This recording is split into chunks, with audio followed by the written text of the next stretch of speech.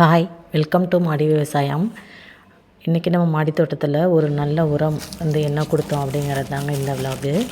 இதில் வந்து பார்த்திங்கன்னா தம்ப்நெயில் பார்த்துருப்பீங்க. மண்புழுக்களின் எண்ணிக்கையை அதிகரிக்க என்ன பண்ணலாம், நம்ம வந்து மாடி தோட்டத்தில் உள்ள மண்ணெல்லாம் வந்து எப்படி செழுமையாக ஆக்கலாம், அதில் மண்புழுக்களை எப்படி நம்ம இயற்கையாக உருவாக்கலாம் அப்படிங்கிற உரம் தாங்க இது. இதுக்கு வந்து என்னென்னா, நான் கடலை புண்ணாக்கு எடுத்து வச்சுருக்கேங்க. இது வந்து நான் இப்போ மாடித்தோட்டம் ஆரம்பித்து ஒரு 3 வருஷம் ஆகுதுங்க. இந்த 3 வருஷத்தில் என்னுடைய அனுபவத்தை தாங்க நான் வந்து ஷேர் பண்ணுறேன். இப்போ நான் இதுக்கு வந்து 1 கிலோ அளவுக்கு கடலை புண்ணாக்கு வாங்கி வச்சுருக்கேன். இது வந்து கிலோ 55 ரூபான்னு சொல்லிட்டு வாங்கினேன். மரச்சுக்கு எண்ணெய் கடையில் வந்து நமக்கு கடலை புண்ணாக்கு, எள்ளு புண்ணாக்கு, அப்புறம் தேங்காய் புண்ணாக்கு எல்லாமே கிடைக்குங்க. இந்த மாதிரி எல்லா புண்ணாக்கையுமே நம்ம கொடுக்கலாம். பட் இதில் பெஸ்ட்டு வந்து கடலை புண்ணாக்கு கரைசல் தான். அது வந்து நிறைய மண்புழுக்களை வந்து உருவாக்குங்க. ஏன்னா நான் அடிக்கடி யூஸ் பண்ணியிருக்கேன். அதனால் வந்து மண்புழுக்கள் வந்து எண்ணிக்கை அதிகரித்தாவே மண் நல்ல செழுமை ஆகிடும். ஸோ நம்ம அதிகமாக திரும்பி உரம் கொடுக்க தேவையில்லை. அப்புறம் நல்லா வந்து காய்கறிகளும் நல்ல வளமாக வந்து நமக்கு நிறைய ஈல்டு எடுக்கலாம். அதுக்காக தாங்க இப்போ நான் வந்து 1 கிலோ கடலை புண்ணாக்கு எடுத்து வச்சு அதை வந்து ஒரு 4 லிட்டர் அளவுக்கு தண்ணி ஊற்றி அதில் 2 கைப்பிடி வந்து வேப்ப முன்னாக்கும் போட்டு இந்த மாதிரி பக்கெட்டில் ஊற போட்டு மேலே வந்து ஒரு மூடியை போட்டு மூடிடுங்க.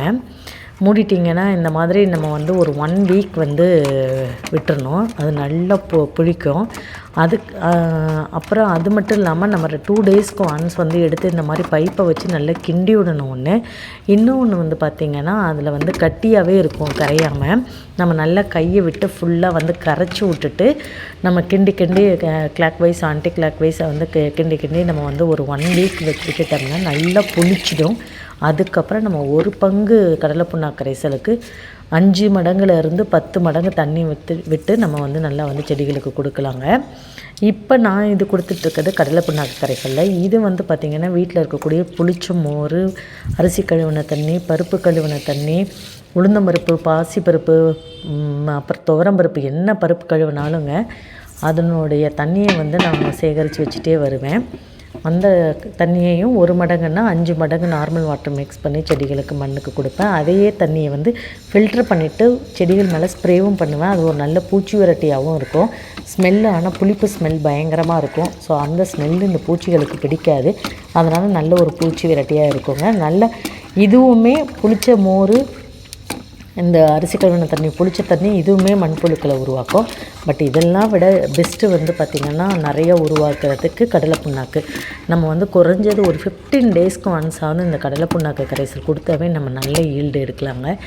இப்போ வந்து பார்த்திங்கன்னா பாருங்கள், இப்போ 4 நாள் ஆச்சு. ஃபஸ்ட்டு ஒரு 2 நாளில் நல்லா ஊறி இருந்தது. கையை ஃபுல்லாக உள்ளே விட்டு, அந்த நான் வீடியோ எடுக்க மறந்துட்டேன், அதை உள்ளே விட்டு நல்லா கையை விட்டு நல்லா கரைச்சிட்டோம்னா அந்த திப்பி எல்லாமே கரைஞ்சிரும். அதுக்கப்புறம் நம்ம வந்து 2 டேஸ்க்கு ஒன்ஸ் இந்த மாதிரி திருப்பி கிளாக் வைஸையும் ஆன்டி கிளாக் வைஸையும் நம்ம ரொட்டேட் பண்ணிட்டு இருந்தோம்னா அதில் வந்து பாருங்கள், இப்போ 6 டேஸ் ஆகிடுச்சு. எப்படி இருக்குது பாருங்கள். திரும்பி அதே மாதிரி விட்டு நல்லா ஃபுல்லாக வந்து பைப்புனாலும் சரி, எது உங்கள்கிட்ட இருக்க குச்சி ஏதோ ஒன்று விட்டு நல்லா கலந்து விடணும்.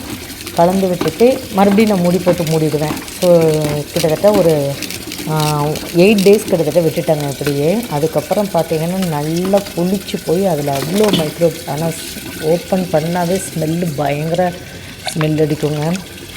நல்ல அந்த புளிப்பு நாற்றம் பயங்கரமாக இருக்கும்.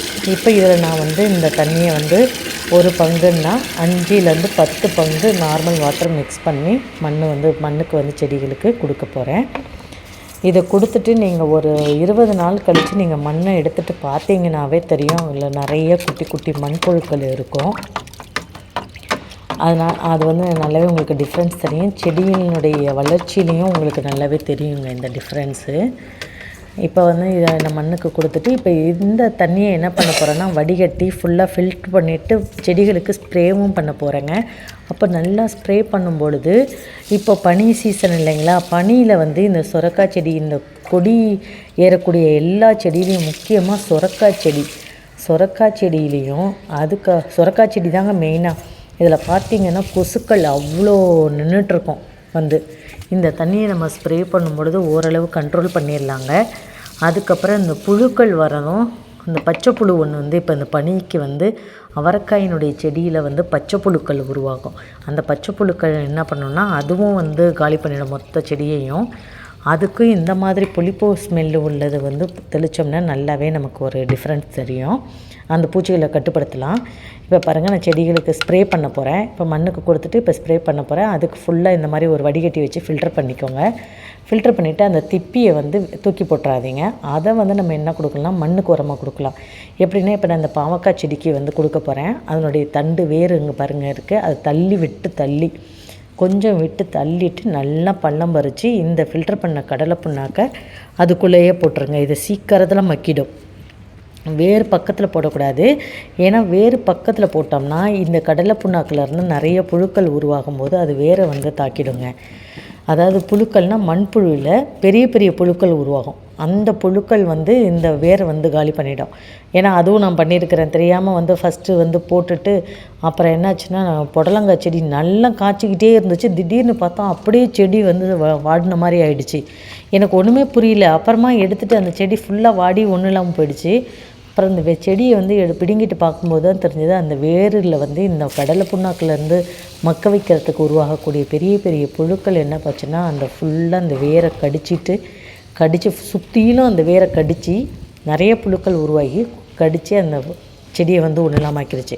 அப்போ அதுலேருந்து நான் தெரிஞ்சுக்கிட்டேன், வேறு பக்கத்தில் போடக்கூடாது, வேரை விட்டு கொஞ்சம் தள்ளி போட்டோம்னா தான் இது மக்கி அப்புறம் இந்த புழுக்கள் வந்து அதுக்கு செடிக்கு வந்து உணவாக மாறும் அப்படின்னு சொல்லி. இது என்னுடைய அனுபவங்க. இப்போ வந்து நம்ம மாடியில் இன்னும் கொஞ்சம் நம்ம இன்றைக்கி காய்கறிகளும் பறித்தோம்.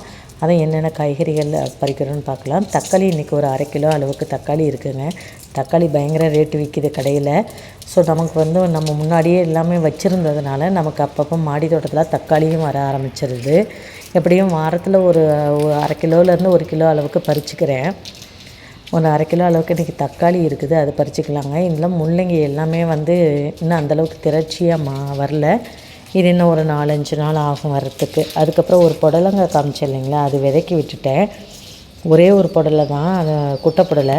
சரி, அது அப்படியே அதுலேருந்து விதையை சேகரிச்சிக்கலான்னு சொல்லிட்டு விட்டுட்டாங்க. அதுக்கப்புறம் கொஞ்சம் சிகப்பு வெண்டை இருக்குது, அதுவும் பறிச்சிக்கலாம். இது வந்து ஒரு காட்டு மல்லி செடிங்க. அது வந்து ஒருத்தவங்க கொடுத்தாங்க, அது வச்சேன். அதுக்குள்ளே அது வந்து ஒரு மாதிரி அப்படியே அதுக்குள்ளே பட்டு போன மாதிரி ஆகிடுச்சி. சரி, அதை வச்சுருக்கேன், எப்படி எந்தளவுக்கு வருதுன்னு பார்க்கலாம். அதுக்கப்புறம் நமக்கு கொடியை வரலாம் நான் வந்து நல்ல பூக்கள் வச்சு பிஞ்சு பிடிக்கவே ஆரம்பிச்சிருச்சு. இது ஒரு 20 லிட்டர் பக்கெட்டில் கேனில் தாங்க வச்சுருக்கிறேன்.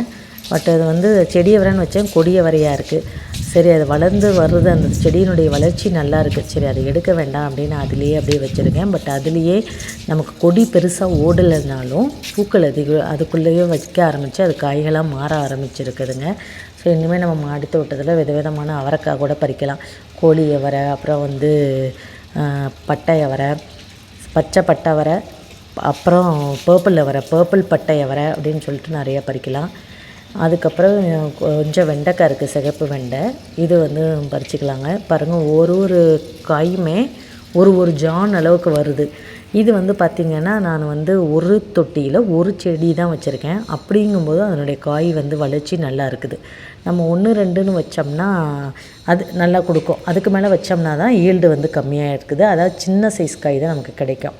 அப்புறம் ஒரு பூசணிக்காய், அது நல்ல பெருசாக வந்துக்கிட்டு இருந்தது. அடியில் அதுக்குள்ளே இந்த புழுத்தாக்கள் வந்து ஒரு மாதிரி ஆகிடுச்சு. அதனால் அந்த காயையும் கட் பண்ணி எடுத்துட்டேன். இனிமேல் வர காய் நல்லா செழுமையாக வரும் அப்படின்னு சொல்லிட்டு. அதுக்கப்புறம் இன்றைக்கி நம்ம மாடி தோட்டத்தில் பறித்த காய்கறிகள், அப்புறம் கீரை, பூக்கள். தேங்க்ஸ் ஃபார் வாட்சிங்.